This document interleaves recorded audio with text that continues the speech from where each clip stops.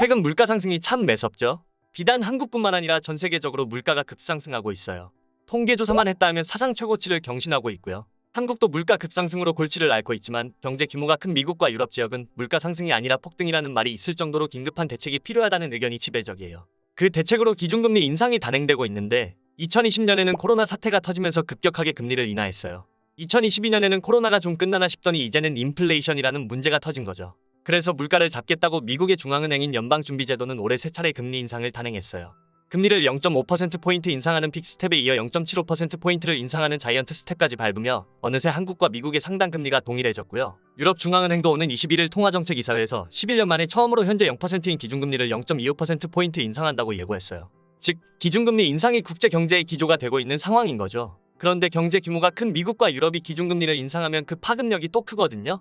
일반적으로 미국이 금리를 인상하면 달러 가치가 높아지고 신흥국에 투자되었던 외화 자본이 미국으로 되돌아가요. 미국이 이자를 잘 쳐준다는데 굳이 개발도상국에 투자하지 않고 안전자산인 달러에 투자하겠다는 심리죠. 그 결과 외화 자본이 빠져나가는 국가들은 단기에 환율이 상승해서 골머리를 앓게 되는 거죠. 한국처럼 수출입 의존도가 높은 국가는 이런 환율 변동이 경제 문제가 될 위험도 존재하고요. 그래서 한국은행이 환율 방어를 위해 달러를 매도하며 외환 보유고가 빠르게 감소하고 있는 상황이에요. 그나마 한국은 경제 기반이 탄탄한 편이라서 괜찮다곤 하는데 내부적인 경제 문제를 안고 있던 국가들은 환율 변동과 물가 상승으로 말 그대로 초토화되고 있어요. 스리랑카는 국가가 파산하기 직전이고 아르헨티나는 물가 상승률이 60.7%라는 경이적인 수치를 기록했어요. 리라와 같이 폭락으로 골머리를 앓고 있는 터키는 오히려 금리를 인하하면서 물가 상승률이 70%를 넘는 총체적 난국이고요. 일반적으로 달러 가치와 원자재 가치는 반대로 가거든요. 금리가 높아져 달러가 비싸지면 원자재 같은 위험 자산에 투자하지 않고 안전 자산인 달러에 돈이 몰리는 거죠. 하지만 석유는 금리 인상을 해서 달러 가치가 높아지던 말던 여전히 비싸요. 코로나 사태로 공장이 가동을 중단하며 18달러까지 급락했던 서부 텍사스유가 현재 100달러나 하고 있어요. 경기 침체 우려로 국제 유가가 하락했다고 해도 여전히 100달러 안팎에서 거래되는 고유가 시대인 거죠. 코로나가 종식되니 다시 공장이 가동되며 석유에 대한 수요 상승으로 유가가 상승하는 것은 수요와 공급의 논리에 따르면 당연하긴 해도 연준이 금리를 인상하기 시작한 2022년에도 여전히 유가가 상승하며 고유가 시대가 계속된다는 점이 유의미한 것 같아요. 문제는 요즘 기름만 비싼 게 아니라 먹을 것도 비싸다는 거죠. 코로나 사태 기간 중에 최저점인 91.1까지 하락했던 식량 가격 지수가 꾸준히 상승하더니 올해 3월 역대 최고치를 경신했어요. 우크라이나 전쟁과 이상기후 현상이 겹치면서 한동안 식량 가격은 고공행진할 것이라는 비관적 전망도 있고요. 결국 현재 세계 경제를 한마디로 요약하면 높은 물가와 고유가에 대응하기 위해 금리 인상을 단행할 수밖에 없었다가 될 것 같아요.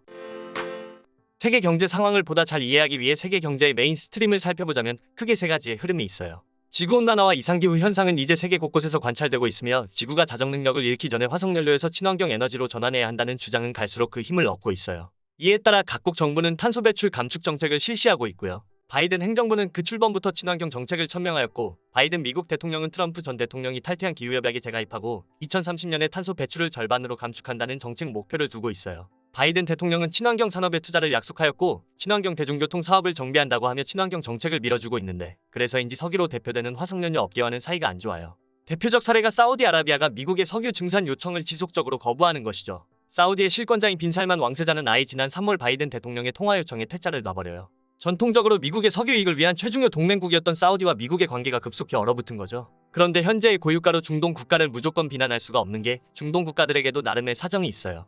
걸프 산유국들도 언젠가 석유의 시대가 저물 것을 통감하고 국가의 산업 다각화에 사활을 걸고 있거든요. 사우디아라비아와 아랍에미리트, 그리고 카타르 등 걸프만에 위치한 산유국들은 각자 비전 2030 전략을 수립해 석유 의존 경제 구조에서 벗어나 노동시장 개혁과 정부의 효율성 증대를 통해 민간 경제 부분 역량 강화를 모색하고 있거든요. 그래서 중동 산유국들에게 친환경 에너지로 전환되는 시기에 찾아온 고유가 시대는 자국의 산업 구조 개혁 과정에서 찾아온 마지막 기회가 될 수도 있다고 보고 최대한 이득을 보고 있는 거죠.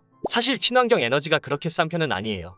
국가마다 다르긴 하지만 한국의 전기 생산 단가를 보면 양수 발전과 신재생 에너지 발전은 여전히 원자력이나 유연탄에 비해 가격 경쟁력이 떨어지고 있고요. 시간이 갈수록 신재생 에너지의 발전 단가가 저렴해진다는 연구 결과가 있다고 하더라도 현재 물가 상승이 극심한 시기에는 값싸고 빠른 처방을 원하는 사람들이 많은 상황이에요.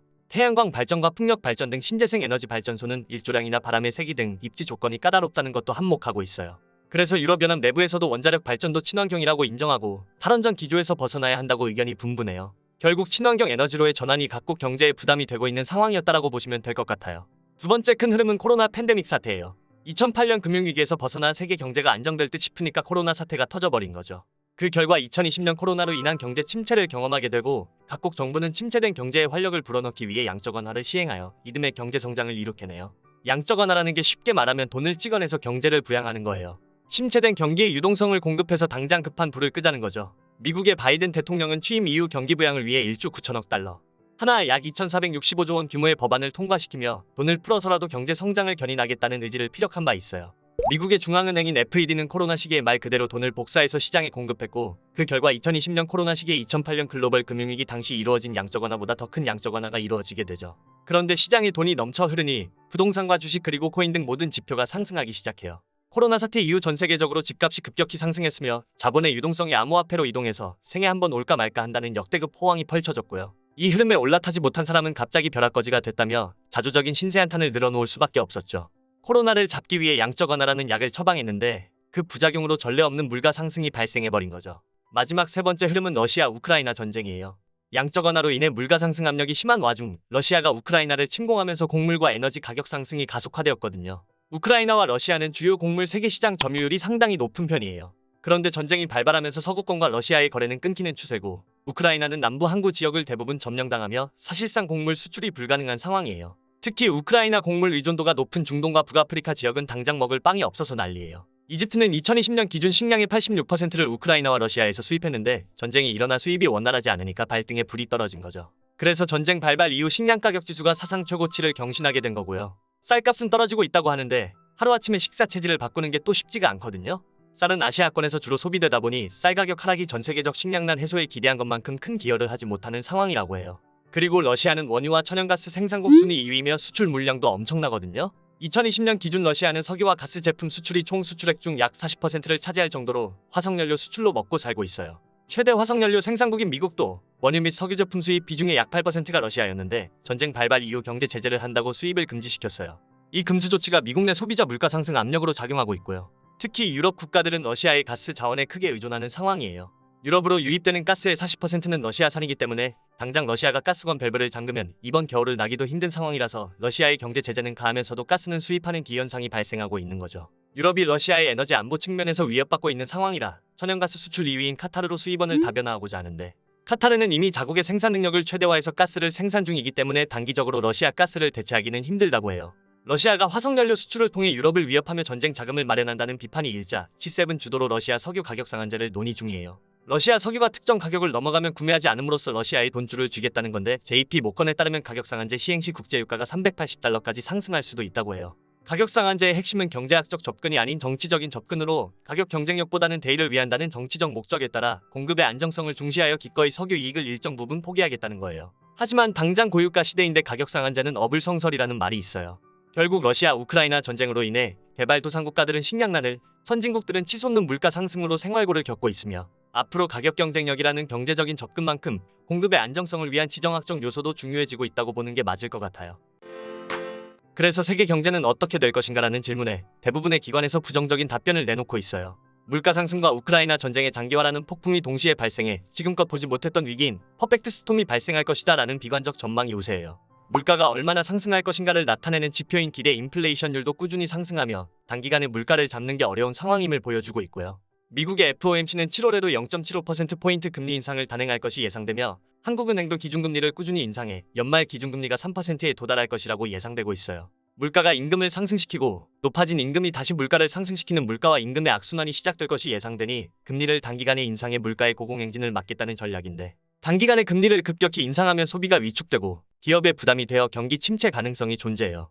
경제학에서 유명한 필립스 곡선은 물가와 실업률 사이의 반비례 관계를 보여주거든요. 물가를 잡으면 실업률이 상승한다는 게 핵심이에요. 결국 고금리로 물가를 잡더라도 실업률 상승으로 경기가 어려워질 것이 전망되는 상황이고 연준의 기대와 달리 경기 침체 없이 경기가 안정되는 연착륙은 불가능에 가까운 상황이라고 이해하시면 될 것 같습니다. 네, 오늘 준비된 영상은 여기까지고요. 내용이 유익하셨다면 좋아요와 구독하기 꼭 눌러주세요. 지금까지 세상 유익한 시간 지식 나침반이었습니다.